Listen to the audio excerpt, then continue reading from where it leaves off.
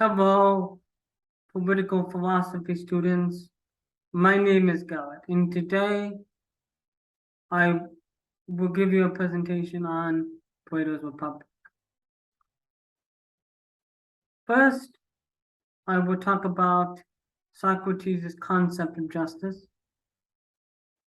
Next, I will examine how it relates to the ideal state in the Republic. Thirdly, I will talk about censorship art in the Republic. And finally, I will talk about the importance of myth that in Plato's Republic and why he wants it censored as well. First, Socrates conceived of justice not as you or I would. For him, justice is relates to the excellence of the soul. So, what is an excellent soul? Well, for Socrates, a excellent soul is one that is properly ordered into three parts and properly proportioned. These three parts are reason, which is the head, right? So reason to lead the soul, and it's whenever you're making a rational decision. For example, deciding between two things, doing mathematics, that sort of thing. Next, below reason is the passions. The passions are, anything that excites you. For example, it might be, I'm excited about football, therefore I will give it my go. I'm a novelist, therefore I love to write. That would be the passions, the passionate part. Stuff about you that really gets you excited. Third, and this is the lowest, is the appetite. So that's thirst, hunger, sex. Plato was not a big fan of these, but he admitted that they were part of the soul. And now that we have a definition of justice, what's injustice? Well, injustice, again, these things have to be properly ordered, as I say. The soul reads, then the passions, and the appetite. Injustice happens when the soul becomes imbalanced, when the passions are out of whack. So there's too much passion, too much appetite. Even too much reason can, to a certain extent, lead to injustice. And this creates vice.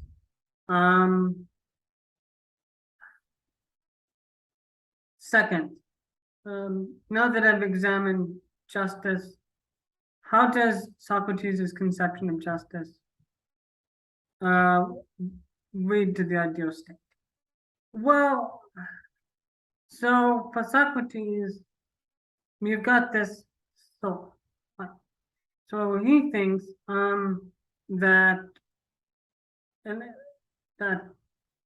the state should be like the soul. It should be properly ordered like the soul.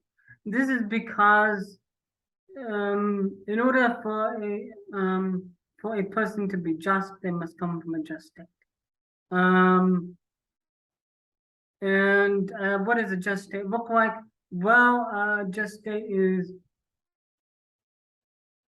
divided, or the body politic is divided into three classes or orders.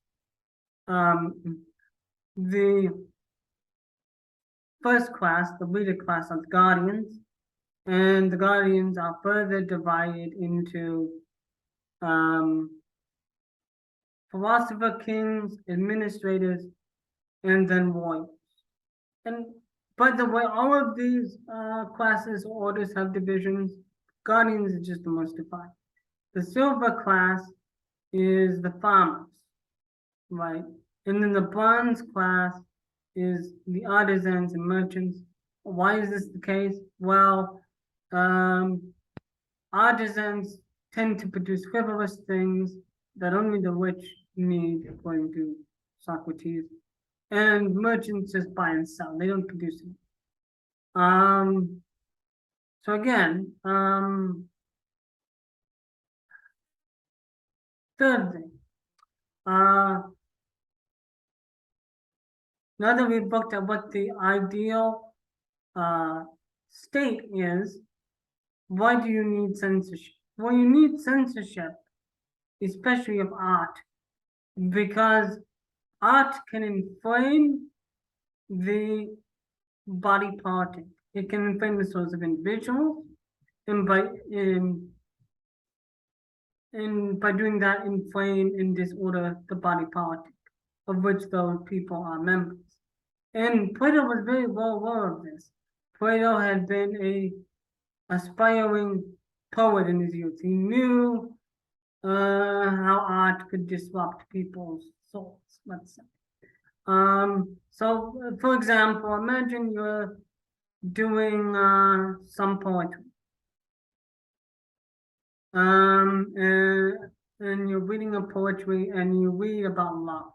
Well, suddenly you're taken with what passion for your sweetheart. Another example, let's move to painting. Let's say you're looking at a painting and you look at one painting that inspires the soul, it's beautiful, and then you look at the next painting in the gallery and it's like, oh, ugly. You know, it degrades you.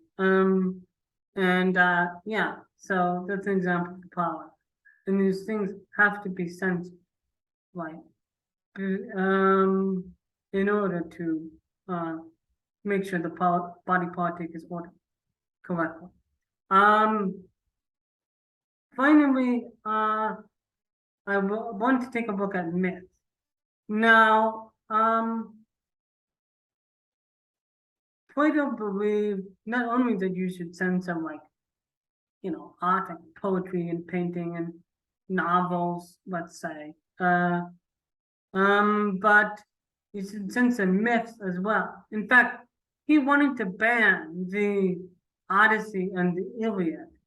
The reason he wanted these banned is that they taught something called arete. Now, in ancient Greek, that's an ancient Greek word. And what it basically means is, you know,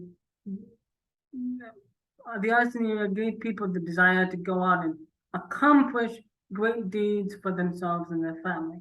For Plato, this was a no-go. Like, you needed to accomplish